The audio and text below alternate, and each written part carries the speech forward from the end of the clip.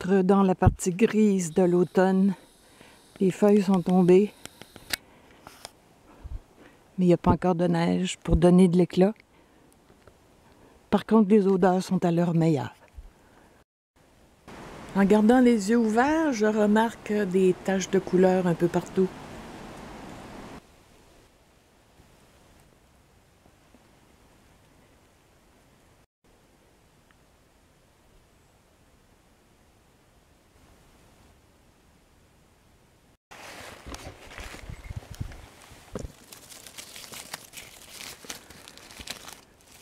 Très mouillé.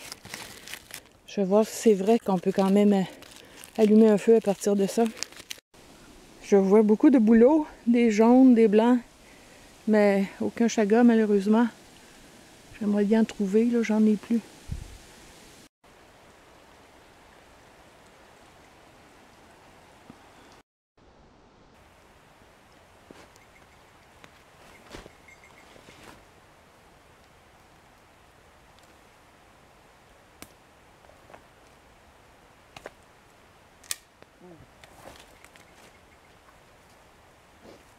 Ça abîme les arbres, ça gaspille de la corde.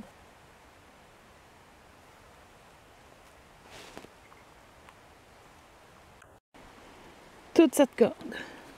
Ça laisse des cicatrices aux arbres.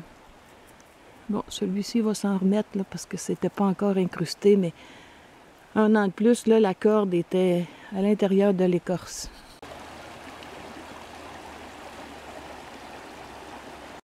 J'avais prévu m'installer près du ruisseau, mais le terrain est pas mal inondé tout autour. Je vais aller du côté du lac. Ça coule partout.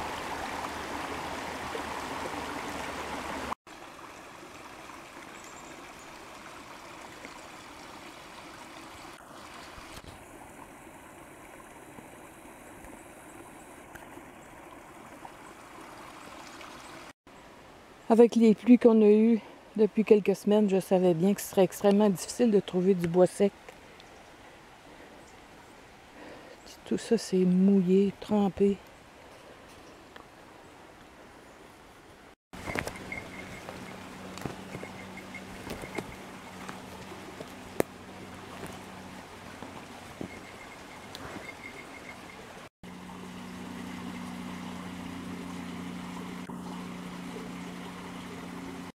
J'ai négligé mes sorties cet été parce que, comme j'habite en forêt, je croyais que c'était la même chose. Mais non, il faut vraiment partir de chez soi pour se vider la tête, lâcher prise. Ça fait tellement de bien. J'ai négligé pas mal ma chaîne YouTube aussi. Là, je reprends mes vidéos d'une façon plus assidue, puis ça peut convaincre une seule personne de sortir en forêt. Je vais avoir atteint mon but. On marche selon ses capacités, ne serait-ce que s'enfoncer de 1 kilomètre dans les bois. C'est prouvé scientifiquement à quel point c'est bénéfique. Pour recevoir tout ce que la forêt a à nous offrir, oui, il faut marcher pour se rendre au cœur de la forêt, être entouré d'arbres. Mais en marchant, on manque quelque chose. Il vaut mieux se poser quelque part, s'arrêter, regarder, sentir, écouter. Arrêter de bouger, se laisser absorber par la forêt, on devient comme une partie d'elle-même. C'est pour ça que j'aime préparer un repas chaud. Ça donne l'occasion de s'arrêter, de prendre le temps. Comme je suis pas du tout en situation de survie, même pas en exercice de survie, ben j'ai apporté du bois. Je pense que 2 petites bûches comme ça va être suffisant.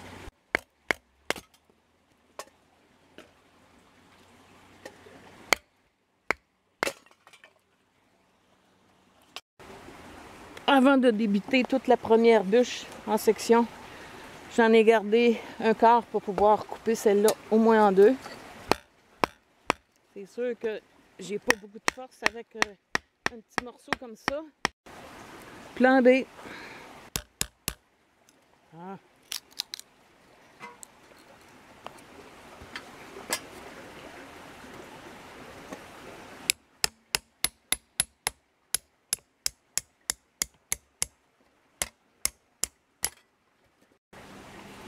Bon, voyons voir ce que ça donne, cette écorce mouillée. Ouais, très mouillée.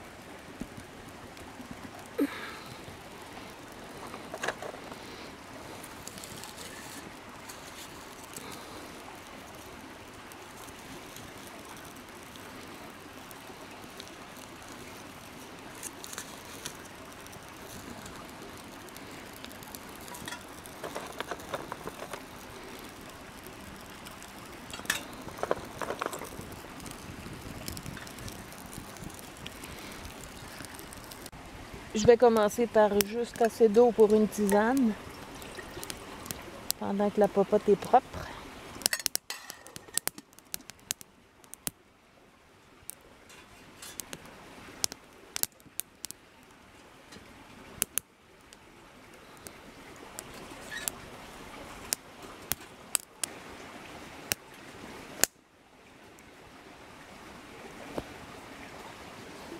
Là au bout, j'ai même pas ajouté de bois.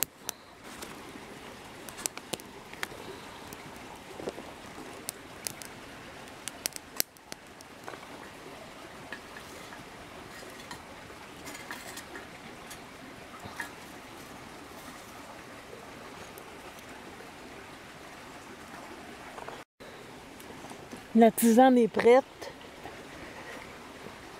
La soupe est chaude. Oui.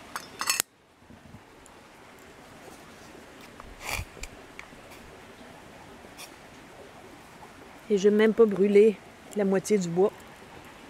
C'est tellement rapide. Pourquoi se priver de ce plaisir? Avec le parmesan frais râpé, le basilic en feuilles, les craquelins, la pomme, la tisane.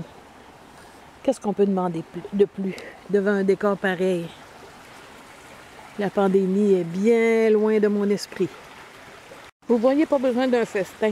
Mais moi, je vous dirais, si possible, partez seul. Bon, à deux, si vous manquez d'assurance, mais essayez de profiter du silence, d'écouter seulement la forêt. S'il faisait plus froid, probablement que je brûlerais ce qui me reste de bois. Mais comme c'est une des dernières journées douces, aussi bien en profiter. Alors, je vais laisser celui-là s'éteindre. Et puis l'autre, ben, je vais le rapporter. Alors, on voit pourquoi c'est utile d'apporter une bûche au lieu du bois débité. Ça prend tellement plus de place. Et je ne veux pas le gaspiller. Je le garde pour une autre fois.